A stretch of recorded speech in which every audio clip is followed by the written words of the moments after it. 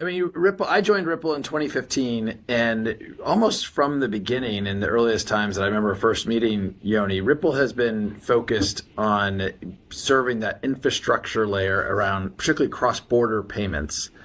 Obviously, there's a lot of opportunity for crypto in the payments industry at large. And when Ripple kind of looked at this, and we looked at the unique attributes of XRP, kind of the digital asset native to our tech stack, we felt like cross-border payments is an area where there's a ton of friction, a ton of cost. I think Team eToro knows this well, given they're a very global business. And I imagine, both of you, Sam, Yoni, have, dealt with this personally in some way. And so, the antiquated system, generally referred to as, a SWIFT wire transfer.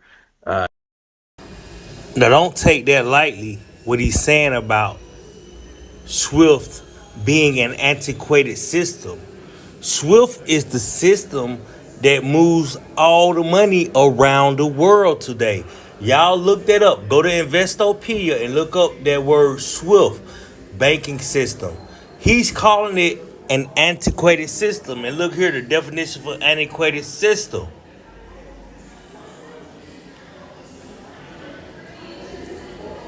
Check it out.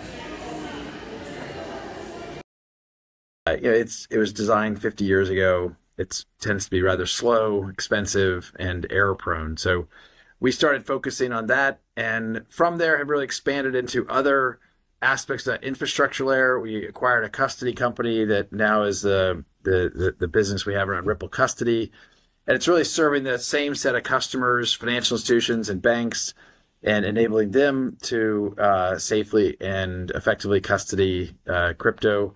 Not just XRP, but beyond that as well. And then finally, of course, the stablecoin business, which we announced our intent to launch months ago, but finally are coming live here in the next 24 hours. Can you also explain the difference between Ripple and XRP, the XRP ledger? So Ripple is in many ways kind of a quintessential Silicon Valley tech company. We raised a seed round of capital way back in 2012, a Series A investment in 2014, and then a Series B in 2016. And we have always, since those early days, kind of focused on our customers are going to be enterprises, financial institutions.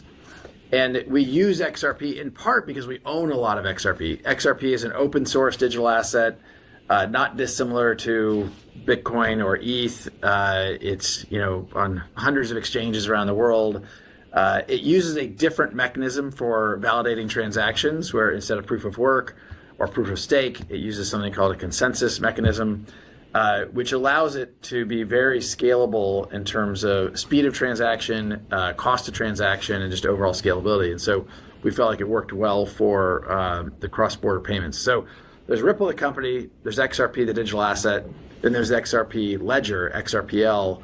And the reason why we kind of call that out sometimes is Ripple is one important participant in the XRPL ecosystem, developer of XRPL related technologies, but there are obviously a whole bunch of others, as you would expect in an open source community. And we're seeing other participants do some really interesting stuff that sometimes we're involved in, sometimes we're not involved in.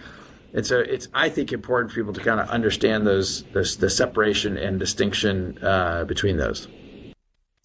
Well, I think part of the transition from maybe more speculative retail into more institutional adoption and participation is the ETF step.